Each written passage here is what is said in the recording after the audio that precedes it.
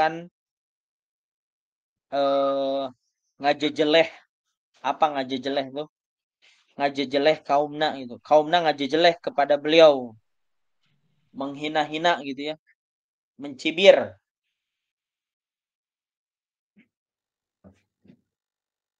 Idza'u Quraisyin lirrasuli sallallahu alaihi wasallam. Orang-orang Quraisy menyakiti Rasul sallallahu alaihi wasallam. Ba'da wafati zaujir Rasul, setelah wafatnya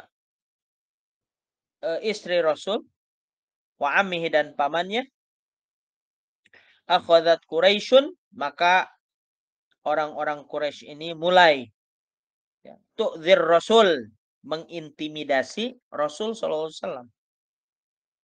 Fakanu mereka yansuruna alaihi turab, menaburkan kepada Rasul tanah ya.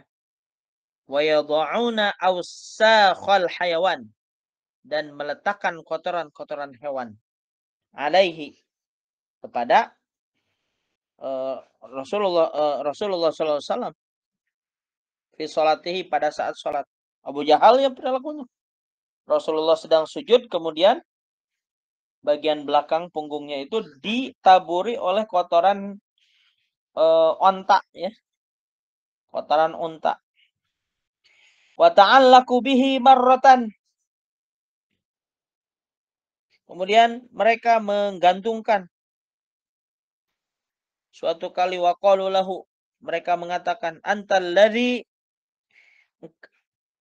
turidu an taj'al alihatan ilahan wahida. Nah, ini mencibir nih. Cibiran mereka itu gini. Oh, jadi engkau orang yang ingin menjadikan Tuhan-Tuhan kami itu menjadi Tuhan yang satu. Menjadi Tuhan, menyembah Tuhan yang satu. Oh, jadi ente Muhammad. Ini kata siapa? Kata orang-orang kafir Quraisy. Ya. Fataqaddama Abu Bakrin. Maka saat itu muncullah Abu Bakar wa khallasahu minhum, dan menghalangi ya daripada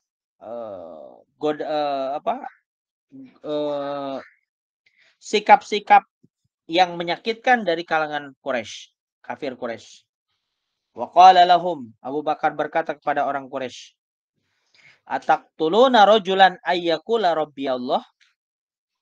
Apakah kalian ingin membunuh seseorang yang mengatakan Robku adalah Allah, Tuhanku adalah Allah? Jadi luar biasa ya. Jadi siksaan demi siksaan dalam dakwah Rasul ya, itu dilakukan oleh kaum Quraisy. Bukan hanya kepada para sahabatnya, juga kepada Rasulullah langsung. Kenapa? Karena tidak ada lagi penolong Rasul ya yang mereka segani. Siapa? Siti Khadijah yang selalu menjadi tameng utama ya. Juga pamannya Abu Thalib menjadi garda terdepan pembela Rasul sallallahu alaihi wasallam. Ya. Ishtadda al-khulasah, ishtadda idza'u Quraisyin lil Nabi. Kemudian bertambah sangat siksaan orang Quraisy terhadap Nabi ba'da wafati zaujihi wa ammihi. Ya. Hatta hammu biqatlihi. Sampai mereka ingin membunuh Rasul. Ya. Jadi setelah paman dan istrinya meninggal dunia, maka orang-orang Quraisy ini tidak ada rasa malu lagi untuk benar-benar menyakiti Rasulullah SAW. Itu rangkuman daripada materi yang sebelumnya. Berikutnya 34. Al-hijratu ila Taif. Hijrah ke negeri Taif. Ya. Lamma ra'a Rasul sallallahu alaihi wasallam ketika Rasul Sallallahu Alaihi Wasallam melihat istihanata Quraisyin, sikap Quraisy dalam memberikan rasa sakit atau melakukan penyiksaan kepada Rasul, ejekan-ejekan. Hajara fis sanatil ashirah, maka beliau berhijrah pada tahun ke-10 itu ila at-Taifi, ke negeri Taif, ke kota Taif. Ma Zaid bin Haritsah, bersama Zaid bin Haritsah berdua. Wa tawajjaha ila Saqifin. Beliau mengarahkan kakinya itu ke tempat yang bernama Saqif. Ya, kampung Saqif. Wa talaba minhum, dan beliau meminta dari masyarakat Saqif, nusratuhu, untuk menolong ala qaumihi, atas kaumnya. Jadi Rasul meminta tolong kepada penduduk Saqif supaya mampu mencegah daripada ancaman-ancaman, kesulitan-kesulitan yang diberikan oleh orang Quraisy ke penduduk Saqif. Faraddu alaihi raddan qabihan. Bukannya jawaban yang baik yang Rasul terima, justru jawabannya itu adalah raddu, menolak. Ya. Raddan qabihan, dengan penolakan yang sangat jelek. Karena mungkin udah tahu ya, Rasul di kota Mekah ini sebagai pengacau gitu kan, udah tersebar kabarnya.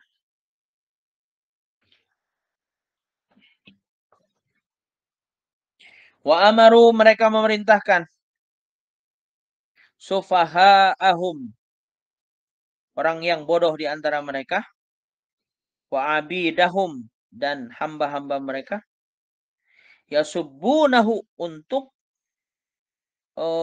mengusir ya Rasul, waramuhu bil hijarah, dan melempar dengan batu. Jadi bukannya penerimaan yang baik yang didapatkan oleh Rasul, justru apa? Pengusiran dan juga lemparan batu. Hatta salan nadam min araqi bi rijlaihi, sampai akhirnya apa? Mengalir darahnya daripada dua kakinya gara-gara lemparan batu tersebut. Naudzubillah ya. Kalau dalam Rahiqul Maktum dijelaskan, malaikat saat itu marah. Malaikat penjaga gunung datang ke Rasul, ya, datang ke Rasul. Terus meminta izin untuk apa? Untuk dibalikin eta si kampung, ya. Si kampung Saqif teh dibalikin bae eta. Jadi malaikat penjaga gunung di Taif itu, ketika melihat kekasihnya itu dihinakan, ya, maka benar-benar malaikat itu satu marah, minta izin ke Rasul untuk dibalikin eta tanah. Tapi Rasul mengatakan jangan, nggak usah.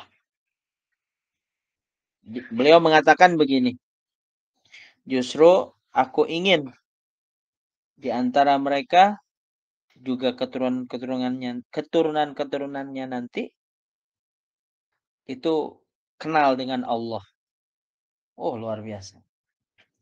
Namun orang mabuknya makhluk biasanya ketika dakwah ngajar Quran ibarat alahnya, ada godaan, cibiran, ejekan. Ya. Kalau hanya sekedar ejekan ya biasa saja, cibiran. Rasul mah bukan hanya cibiran, ejekan.